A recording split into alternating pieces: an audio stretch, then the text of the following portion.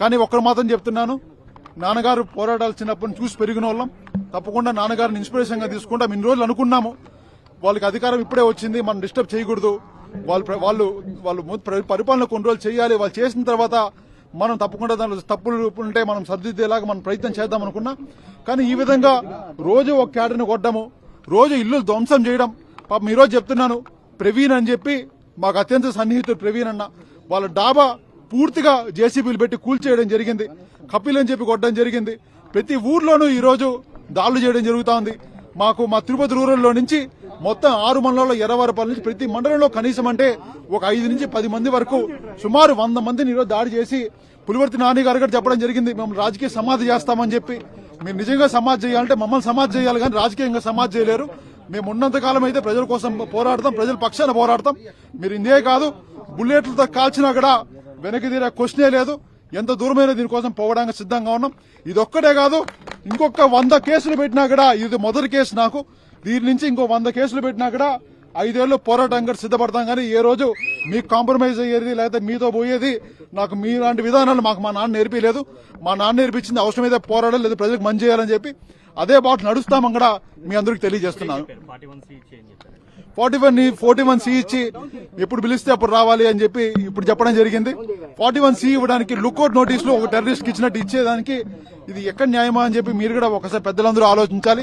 ఎందుకంటే ఒక 41C నిజంగా మీరు ఇవ్వాలంటే ఒక ఫోన్ చేసిన రమ్మంటే నేను బ్రహ్మాండంగా తీసుకునేవాడిని.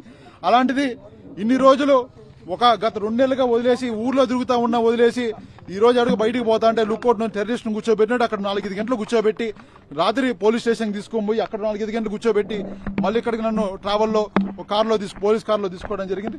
తప్పకుండా ఇవన్నిటికీ కూడా పోలీసులు అదేవిధంగా ప్రతిపక్షం ఒకరోజు సమాధానం చెప్పాలి. ఈ రోజు మా మీద కేసులు పెడుతున్నారు. రేపు ఇదే కంటిన్యూ అయితే రేపు మేము ఈ పద్ధతి ఎప్పుడు మేము ఫాలో అవ్వలేదు. ఇలాంటి పద్ధతి నేర్పించడంలో మీరే దీనికి మొట్టమొదటి అడుగుగడ వేస్తున్నాం మీ ద్వారా తెలియజేస్తున్నాను.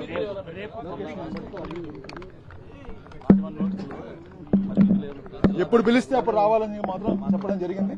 నియోజకవర్గంలో కార్యకర్తలందరూ కూడా చాలా కోపంగా ఉన్నారు మీ అరెస్ట్ పైన, వాళ్ళకి ఎలాంటి సందేశం?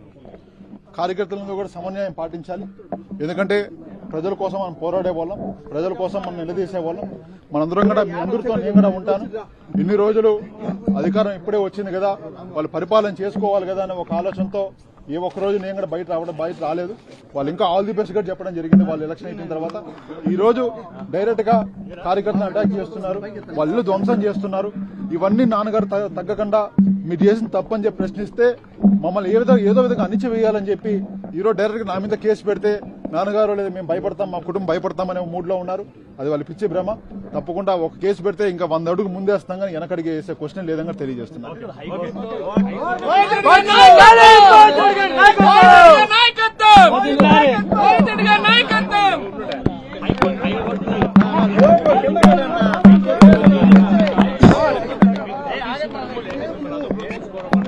హైకోర్టులో ముందస్తు బెయిల్ సంబంధించి 100% ఈ కేసులో నాకు సంబంధం ఉందంటే వాళ్ళు ఏం శిక్ష చేసినా రెడీగా ఉన్నాను. పులివర్తి నాని గారు మామూలుగా చెప్తా ఉంటారు, ఈ గుడికి పోదాం ఆడు గుడికి పోదాం అని చెప్పి. నేను చెప్తున్నా ఈ రోజు ఆ రోజు జరిగిన ఇన్సిడెంట్ పాప నిన్ను కూడా కొట్ల, అది అబద్దం అని చెప్పి మీకు కూడా తెలుసు. మీకు స్విమ్స్ రిపోర్ట్లు, స్విమ్స్ అనేది సాక్షాతం భగవంతుడు ఆధీనంలో ఉండే ఒక సంస్థ. అలాంటి సంస్థలో మీకు ఒక చిన్న గాయం జరగలేదు, కారును మాత్రం కొట్టారని చెప్పి ఆ రోజు చెప్పడం జరిగింది.